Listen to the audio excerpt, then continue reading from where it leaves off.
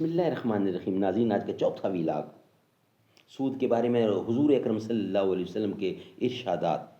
اس کے 3 پوائنٹ بیان کر چکے ہیں. چوتھا پوائنٹ آپ کے سامنے رکھنے کو جا رہے ہیں، اور یہ ویلاگ نمبر بھی 4 ہے، اور پیج نمبر ہے 680، معارف القرآن جلد اول، سورۃ البقرہ نمبر 2، اور آیت نمبر ہے 281. ناظرین، قرآن کریم کا ترجمہ، تشریح، تفسیر اور تلاوت ہم آپ کے سامنے رکھ رہے ہیں. اس کتاب کا ٹائٹل ہے معارف القرآن جلد نمبر 1، سورۃ الفاتح سے لے کر سورۃ البقرہ، پارہ اول تا پارہ تیسرا، رکوع 8واں. رائٹر ہیں اس کتاب کے حضرت مولانا مفتی محمد شفیع صاحب عثمانی رحمۃ اللہ علیہ، جو کہ مفتی اعظم پاکستان ہیں. بسم اللہ الرحمن الرحیم. الحمد للہ وکفا وسلام علی عبادہ الذین اصطفیٰ. قال النبی صلی اللہ علیہ وسلم خیرکم من تعلم القرآن وعلمہ. بہترین لوگ وہ ہیں جو خود بھی قرآن پڑھیں، دوسروں کو پڑھائیں، سکھائیں اور لکھائیں. وہ دور رہنے والے ہنگامہ جہاں سے کہتا ہے جن کو انسان اپنی زباں میں تارے.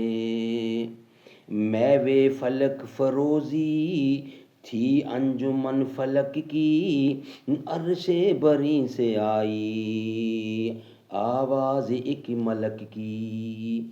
اے شب کے پاس بانو، اے آسماں کے تارو، تابندہ قوم ساری گردون نشین تمہاری. Vlog number 4. اور صحیح مسلم کی ایک روایت میں فرمایا کہ سب گناہ میں برابر ہیں، اور بعض روایات میں شاہد و کاتب پر لعنت اس صورت میں ہے جب کہ ان کو اس کا علم ہو کہ یہ سود کا معاملہ ہے. نمبر 4.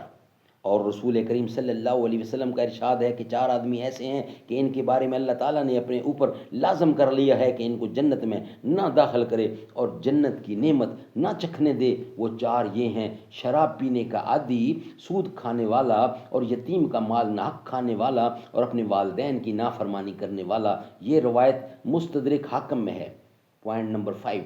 نبی کریم صلی اللہ علیہ وسلم نے فرمایا کہ آدمی جو سود کا 1 درہم کھاتا ہے وہ 36 مرتبہ بدکاری کرنے سے زیادہ سخت گناہ ہے. اور بعض روایات میں ہے کہ جو گوشت مال حرام سے بنا اس کے لیے آگ ہی زیادہ مستحق ہے. اس کے ساتھ بعض روایات میں ہے کہ کسی مسلمان کی آبرو ریزی سود سے بھی زیادہ سخت گناہ ہے. یہ روایت مسند احمد طبری یعنی وغیرہ میں ہے. Point number 6. اور ایک حدیث میں ہے کہ رسول اللہ صلی اللہ علیہ وسلم نے اس بات سے منع فرمایا ہے کہ پھل کو قابل استعمال ہونے سے پہلے فروخت کیا جائے، اور فرمایا کہ جب کسی بستی میں بدکاری اور سود کا کاروبار پھیل جائے تو اس نے اللہ تعالیٰ کے عذاب کو اپنے اوپر دعوت دے دی ہے. یہ روایت مستدرک حاکم میں ہے. ناظرین، پوائنٹ نمبر 7. اور رسول اللہ صلی اللہ علیہ وسلم نے فرمایا جب کسی قوم میں سود کے لین دین کا رواج ہو جائے تو اللہ تعالیٰ ان پر ضروریات کی گرانی مسلط کر دیتا ہے، اور جب کسی قوم میں رشوت عام ہو جائے تو دشمنوں کا رعب و غلبلہ ان پر ہو جاتا ہے. یہ روایت مسند احمد کی ہے. ناظرین، یہ ویلاگ ہمارا کمپلیٹ ہوا. انشاءاللہ اس کا بقیہ حصہ ہم آپ کے سامنے رکھیں گے ویلاگ نمبر 5 کی صورت میں.